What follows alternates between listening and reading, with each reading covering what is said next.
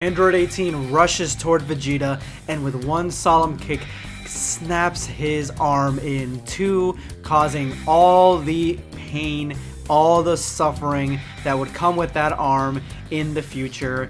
And that is when Vegeta snaps out of his nightmare and vows to do something to change history and get over this shameful defeat.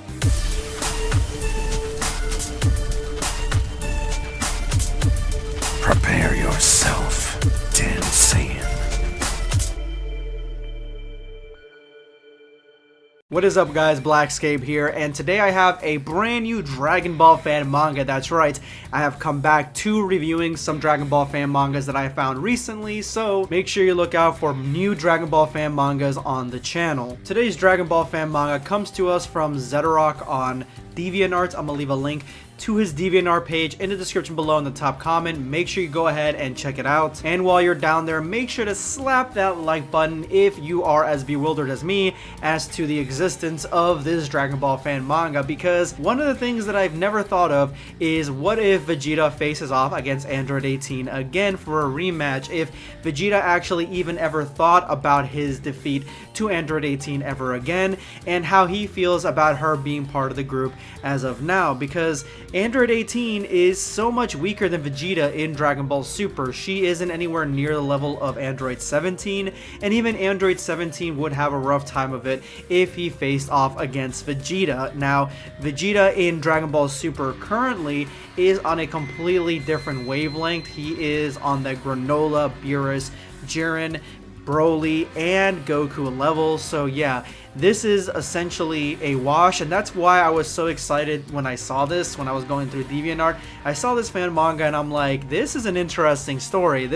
Because it showcases what PTSD could do to somebody if they're constantly thinking about what happened to them in the past and they're never getting through it, they're never going to therapy for it. And this shows Vegeta not going to therapy, not doing it the healthy way, and instead taking a time machine to go back in time and whoop Android 18's ass, because now he is like millions of times stronger than her. So let's go ahead and jump back into this Dragon Ball fan manga and see exactly where the story is going. Vegeta determines that the nightmares are connected to the memories of losing to Android 18. If he faces the past, the nightmares would stop. So he puts on the exact same armor that he used at the fight with Android 18 back in Dragon Ball Z, and he uses one of the prototype time machines that Bulma built, and he puts the exact date and time into the time machine to go back in time and face off against Android 18. Now, some of you guys may be wondering, why doesn't he just face off against Android 18 right now? Why doesn't he just either face off with her or go talk to her? It's apparent that he wants to fight her, but he could also go talk to her. Well, number one, Vegeta isn't much of a talker, so he's not going to have a talk with Android 18 about the loss, and I don't think that's going to help anything. Honestly, I don't think fighting is going to help anything either, but a sparring match could have been healthy for him. But I think he knows, as much as we all do, that Android 18 isn't as powerful probably even as she was back then. She hasn't been training, she's been a mother, she's been a wife, she's been somebody who has left fighting behind, and more than likely has gotten less and less powerful since that moment. She's probably really rusty, and she probably would refuse to fight him, seeing as how Vegeta is Super Saiyan Blue. So he needs to face off against the one that actually caused these nightmares to begin with, and that is Android 18 from Dragon Ball Z. Vegeta arrives in the past, but he is a little bit too late. He arrives when the Z fighters have already been defeated and Vegeta lays there with his arm broken. So he came a little bit late, and now he's got to actually find the androids because they are nowhere to be seen. After Vegeta hides the time machine in probably like the worst hiding spot ever, he realizes that he's got two issues right now. One is that he has to hide his own ki because the other androids and other Z fighters would actually be able to know where he's at and would be like, there's two Vegetas in this timeline.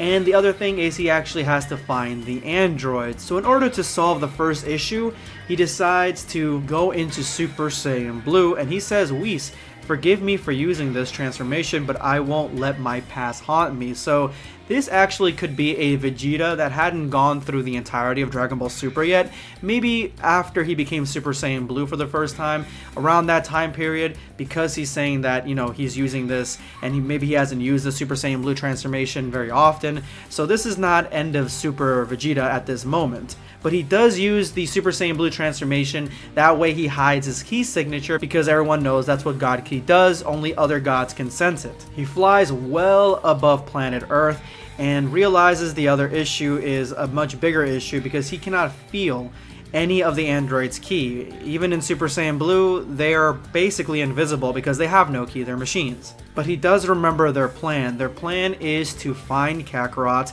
and kill him, so the best course of action is just to wait at Goku's house, and when they come, he'll intercept them and fight Android 18. And on his way to Kakarot's house southeast, he actually sees them in front of a store. So lucky day for Vegeta, he doesn't really have to look very far. He doesn't have to fight them in front of Chi-Chi. Initially confused as to what they're doing, he realizes that they're actually stealing the van, and this is exactly what happened in the anime. He thinks this is a perfect opportunity because the road is extremely isolated, so he'll just trap them here because this place is perfect. There really isn't anyone around, there's no businesses, there's no houses, there's no people, so you can kind of go all out on Android 18. Vegeta lands right in front of the truck, and 17 says, well, it seems that someone has not learned. And Android 18 agrees, stubborn and a fool. And back then, of course they're going to be that arrogant because Vegeta literally just got defeated like an hour ago, so they're probably a little surprised to see him back so fast. As they examine Vegeta a little bit more, they realize that he looks a little bit different. He used to have blonde hair, not blue. But 18 says, blonde or blue, doesn't matter, this time I'll actually kill him. She is ruthless in this, and she did save Vegeta for a rematch, potential rematch, by not killing him originally. So at this point now, she's probably getting frustrated because he came like an hour after, and now she's ready to kill him. This actually makes a lot of sense to the way the androids act because of the fact that they don't really care about like the Super Saiyan transformations. They don't care about how other people look when they're transformed or what their power levels are. Like, they just want to fight, and so they're not really fighters, they're not martial artists, they're more like normal people with these extraordinary abilities who decide to become evil. So I like that the author added this here where she doesn't really care about his hair color at all. 17 asks her if she wants any help. No, I'll do it alone. He wants his rematch? Ha. And 16 knows exactly what the danger here is and warns 18 not to fight him. To her surprise, and Vegeta realizes which android is the true fighter out of the three, and that is android 16. He realizes and is intelligent in a way and knows exactly that Vegeta is a little bit different than before. And 16's warning is ominous. He isn't registered in my database, I can't measure his power level either, but 18 is a stubborn fool, just like what she said earlier about Vegeta, and says, can't you see that's Vegeta? I think your database is fried.